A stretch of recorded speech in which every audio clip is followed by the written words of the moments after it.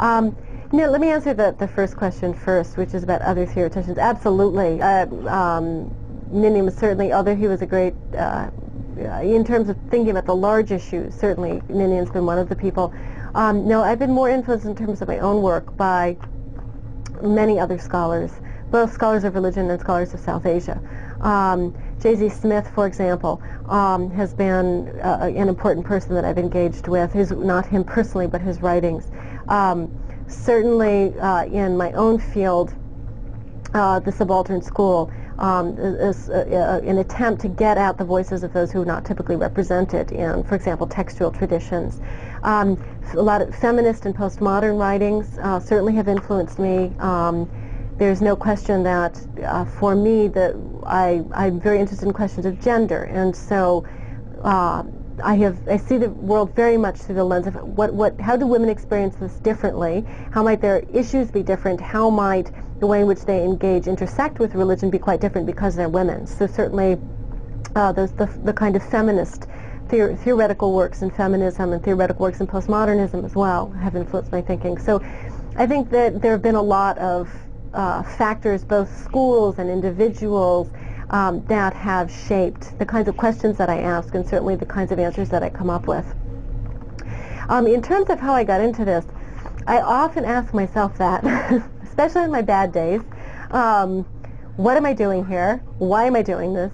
I could have been an investment banker and be living, in a $3 million house by now. So, what is the point? It was really a series of. I don't think there are very many of us who grow up thinking, I want to go on and study African religion and rituals in Nigeria, or I want to go on and study Confucian texts. I don't think there are many people who grow up knowing that, although certainly some do.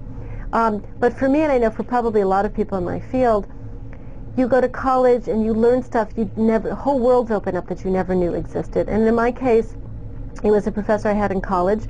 I was a film studies major in college, and I got very interested in narrative, issues about narrative and stories and how to tell stories and what stories mean and the power of stories in shaping culture.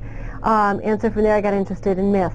And to be perfectly honest, I didn't know where India was on a map. I had never studied a thing about Asia. I knew nothing about Asia, and I had absolutely no interest at all in the culture. And then I moved to Boston and decided to do an MA program at Boston University, and I got a teaching assistantship, and I got an assignment, I think it was my first year, I got a TA assignment in a class on Asian religions.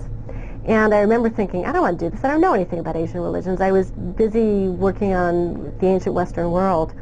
And really, I was taking Greek and very interested in Greek mythology and the whole Mediterranean, Asian Mediterranean world.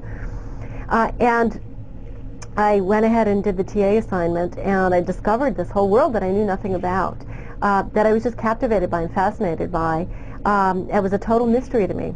And that really is, and I ended up switching schools and going on in the study of Hinduism. So it was really just a chance encounter that really brought me to the kind of work that I do today.